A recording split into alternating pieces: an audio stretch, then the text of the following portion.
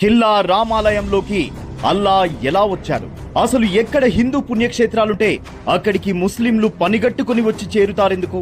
కట్టగట్టుకుని వచ్చి పచ్చ జెండాలు పాతి మెల్లమెల్లగా మసీదులుగా మారుస్తారెందుకు?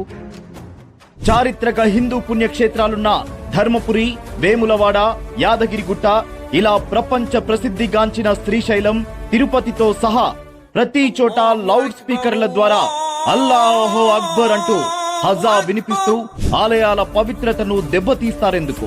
ఆధ్యాత్మిక వాతావరణాన్ని కలుషితం చేస్తారెందుకు?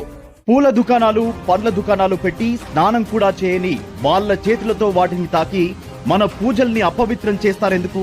ఇది హిందువులపై వారి విద్వేషమా, లేదా మన హిందువుల అలసత్వమా? అయోధ్య రామాలయం నుంచి ఇందూరు ఖిల్లా రామాలయం దాకా, మధుర శ్రీకృష్ణ దేవాలయం నుంచి ధర్మపురి లక్ష్మీ నరసింహస్వామి దేవాలయం దాకా గుడులను మసీదులుగా మార్చినా, ఇంకా మార్చుతూనే ఉన్నా మనం చూస్తూనే ఉందామా?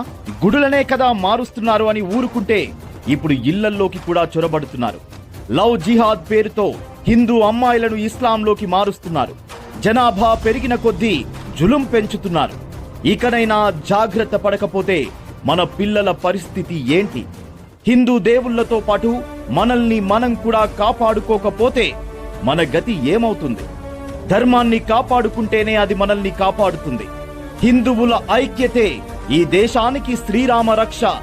ధర్మో రక్షతి రక్షితః.